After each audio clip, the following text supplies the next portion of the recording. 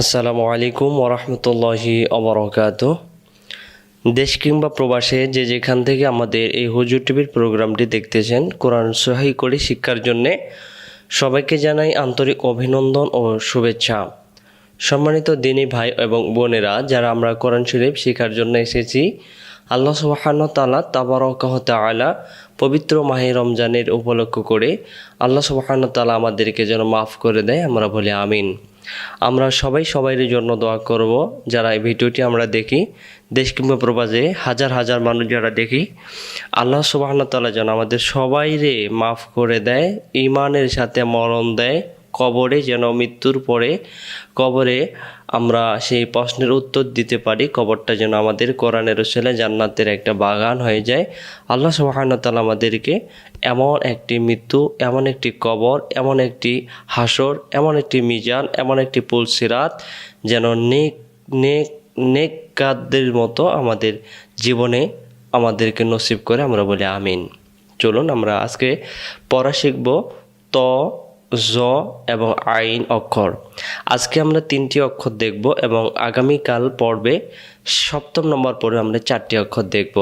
আর যত তাড়াতাড়ি সম্ভব ইনশাল্লাহ আমরা এই ক্লাসগুলো 27টি পর্বের মাধ্যমেই মেনটেন করার জন্য চেষ্টা করব, সহি করে কোরআন মাজিদ শেখার জন্য। চলুন আজকের এই ভিডিওটি আমরা শুরু করি। আউযু বিল্লাহি মিনাশ শাইতানির রাজীম। বিসমিল্লাহির রহমানির রহিম। রব্বি জিদনি ইলমা, রব্বি জিদনি ইলমা, রব্বি জিদনি ইলমা। এই অক্ষরের নাম হলো ত। এটা হলো একটা ইংলিশ ইয়ের মতো, অক্ষরের মতো, যেটাকে আমরা বি বলি, তাই না? তাহলে এই অক্ষরের নাম হলো ত। এটার নাম ত। আমরা অনেকেই অক্ষরকে আমরা তওয়া, অনেকে আবার তৈ পড়েছিলাম। তাহলে তোয়াও পড়ব না, তৈও পড়ব না। এই অক্ষরকে আমরা বলবো ত। আবার এই অক্ষরকে আমরা কি বলবো? ত। এই অক্ষরকে কি বলবো? ত। তাহলে তৈ পড়া যাবে না, তোয়া এমন পড়া যাবে না। যদি আমরা তোয়া পড়ি তাহলে ত জবর ত, ওয়াও জবর ওয়া, ত ওয়া। আর ত অক্ষরকে যদি বানান করা হয় তাহলে ত অক্ষরে পরে জবরে পরে আলিফ হয়, এই জন্য এটাকে তোয়া নয়, ত। এই অক্ষরের নাম ত। এই অক্ষরের নাম ত। মাখরাজ। ত অক্ষর কেমন করে পড়তে হয়? ত অক্ষর জিহ্বার আগা থেকে মোটা করে পড়তে হয়। আমি আপনাদেরকে বলছিলাম মোটা মানে জিহ্বার না, মুখটা কি হবে? গোল হয়ে যাবে। ত বলেন তো, ত। তাহলে মুখটা কেমন হবে? গোল হয়ে যাবে। ত অক্ষর জিহ্বার আগা থেকে মোটা করে পড়তে হয়, ত। আরেকবার, ত অক্ষর জিহ্বার আগা থেকে মোটা করে পড়তে হয়, ত। ত জিহ্বাটার আগা থেকে, ত। খেয়াল করেন তো, ত। সুন্দর উচ্চারণ। আমরা জানি জের জবর পেশকে হারকাত বলা হয়, হারকাতের উচ্চারণ তাড়াতাড়ি পড়তে হয়। তজের তুই, মুখটা একটু গোল হবে, তুই। তজের তুই, ত জবর ত, তপেশ তু, তুই।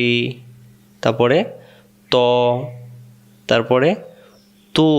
প্রথমটা বলেন তুই, তারপরে ত, তারপরে তু। তাহলে এই জায়গায় আমরা যদি বলি তা, ত জবর তা, তাহলে আলিফ বা তা, তা জবর তা আর ত জবর ত। আবারও বলতেছি, তা জবর তা আর ত জবর ত। তাহলে দুই রকম উচ্চারণ করতে হবে। তজের তুই, ত জবর ত, তপেশ তু, তুই, ত, তু। পরে আসেন, ত জবর ত, ত মিলবে নুনের সাথে তন। জবর যদি দুইটা হয়, একটা হবে জবর আর একটা নুন সাকিন। পরে তপেশ তু, তু মিলবে নুনের সাথে তুন। তজের তুই, তুই মিলবে নুনের সাথে তুইন। তন, তুন, তুইন। পরে তজের তুই, বা জবর বা, তুই বা, তুই বা, তুই বা। তপেশ তু, ত জবর ত, তু ত। ত অক্ষর কেমন করে পড়তে হয়? ত অক্ষর জিহ্বার আগা থেকে মোটা করে পড়তে হয়। ত, ত জবর ত, তু ত। পরে ত জবর ত, রজের রি, কি হইল? তরি। তারপরে বা জবর বা, কি হইল? তরি বা। এটা বানান ছাড়া। তুই বা, তুই বা। এটা তু ত, কি হইল? তু ত। পরে ত, রি, বা, তরি বা। এটা বা জবর বা, বা মিলবে ত এর সাথে বা ত, মুখটা কলকলা হয়ে যাবে বা ত, এবং হলো গোল হবে কলকলা বা ত। আর যদি আমরা বলি বাত, তাহলে বা তা জবর বাত, আর বা ত জবর বা ত, বা ত, বা ত। হ্যাঁ, আশা করি বুঝতে পারছেন বানান ছাড়া। তুই, ত, তু, তন, তুন, তুইন, তুই বা, তুই বা, তু, ত, তু ত, ত, রি, বা, তরি বা। বা মিলবে তয়ের সাথে বা ত।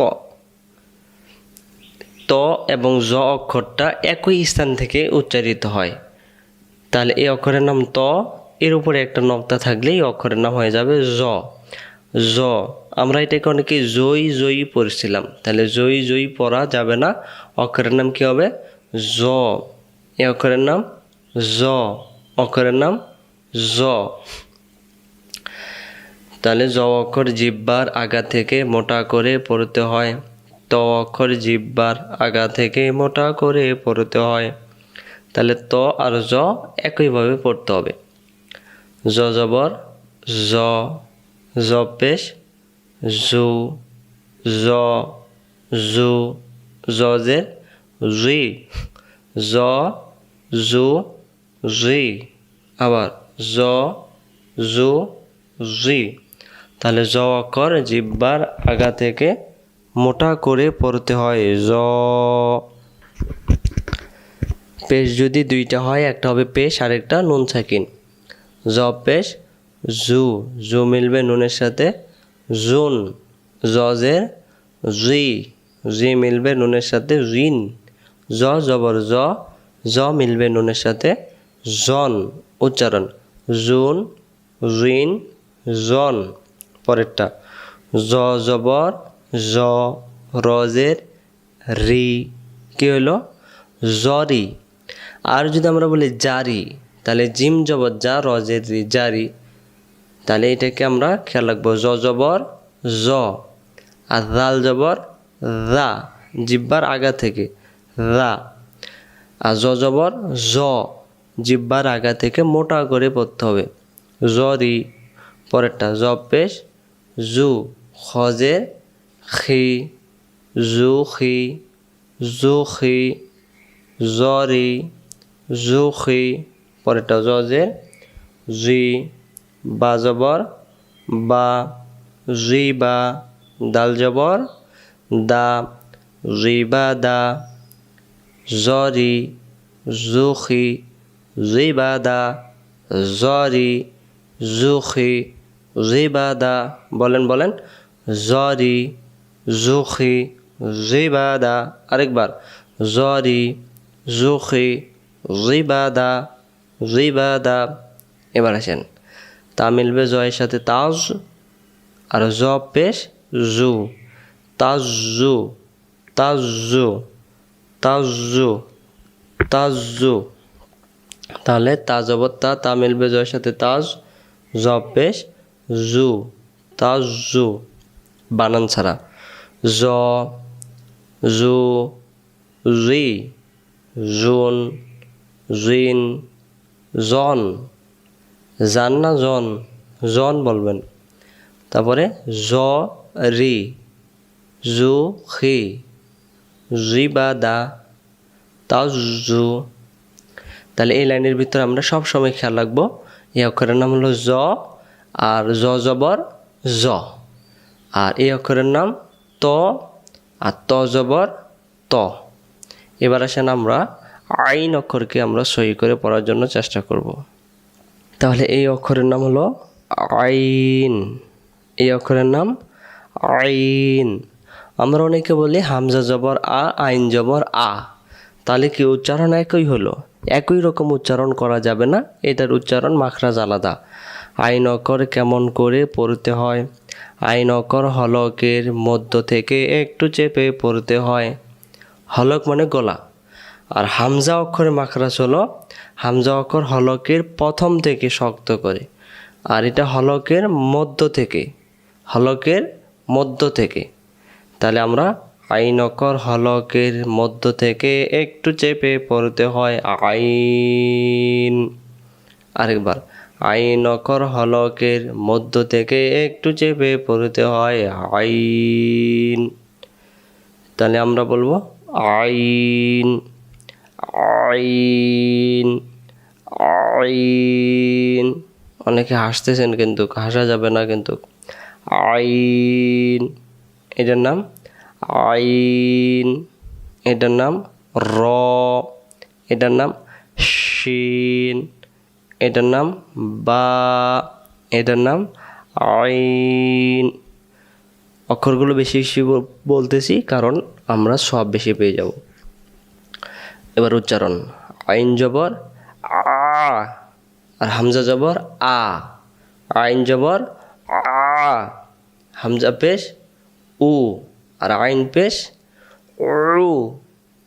তাহলে এখানে উচ্চারণ হবে আ উ। আইন জের রি, আ উ রি। তাহলে আইন অক্ষর গলা চেপে পড়বো আ উ রি। অনেক সময় মাছের কাটা যখন গলা লাগলে যখন আমরা করি এই ধরনের একটু গলা চাপ দিবেন। আলহামদুলিল্লাহি রাব্বিল আলামিন, আলামিন আইন অক্ষর। ইয়াকা না'বুদু, ইয়াকা না'বুদু ওয়া ইয়াকা নাস্তাঈন। এই যে আইন অক্ষরগুলো আমাদের খেয়াল করে উচ্চারণ করব এগুলো পড়া শেখার পরে। তাহলে আইন অক্ষর হলকের মধ্য থেকে একটু চেপে পড়তে হয়। আইন জের রি, রি মিলবে নুনের সাথে রিন। আইন জবর আ, আ মিলবে নুনের সাথে আন। আইন পেশ উ, উ মিলবে নুনের সাথে উন। উচ্চারণ হলো রিন আন উন। এখান থেকে আ, তারপরে উ, তারপরে রি, এটা রিন, এটা আন, এটা উন। গলা কেমন করে পড়তে হবে? গলা চাপ দিয়ে পড়তে হবে। এবার আইন জের রি, শিন জবর সা, রিসা। আবার আইন জের রি, শিন জবর সা, রিসা। পরে আইন পেশ উ, রজের রি, উরি, উরি। এটা আইন জবর আ, শিন জবর সা, কি হইল? আশা। র জবর র, আশা র, আশা র, আশা র। এখান থেকে রিসা, উরি, আশা র। আর যদি আমরা বলি ঈশা, তাহলে হামজাজের ই, শিন জবর সা, ঈশা। যেহেতু এখানে আইন, তাহলে আইনের মতো আমরা পড়বো আইন জের রি, আইন জের রি, শিন জবর সা, ঈশা। আইন পেশ উ, রজের রি, উরি।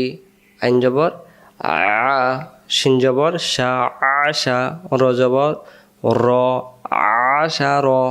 পরের শব্দ বা জবর বা, বা মিলবে আইনের সাথে, বা বা। আর যদি আমরা বলি বা, তাহলে বা জবর তো এমনিতেই বা, এই জন্য আমরা আইন অক্ষরটা পড়তে পারি না। আমরা বলি ইয়া কানা বুধু, কানা বুধু, না বুধু, ওইখানে হবে ইয়া কানা বুধু। তাহলে আইন অক্ষরটা এখানে যদি আমরা উচ্চারণ করতে পারি, কোরআন শরীফের সমস্ত জায়গায় আমরা উচ্চারণ করতে পারবো ইনশাআল্লাহ। তাহলে আমরা বলবো বা জবর বা, বা মিলবে আইনের সাথে, বা বা বা।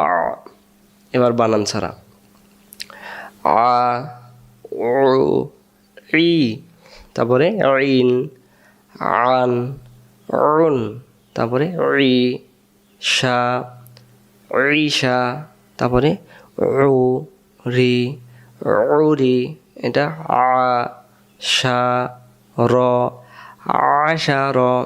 তারপরে বা জবর বা, বা মিল বাইনের সাথে, বা বা। সম্মানিত ভাই বোনেরা, আশা করি বুঝতে পারছেন।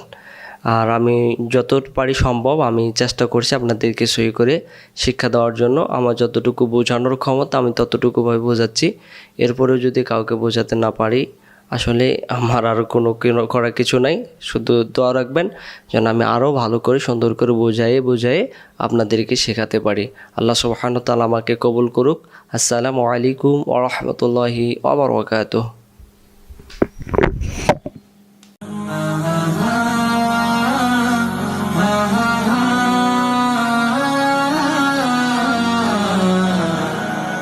Quran, Quran, Quran.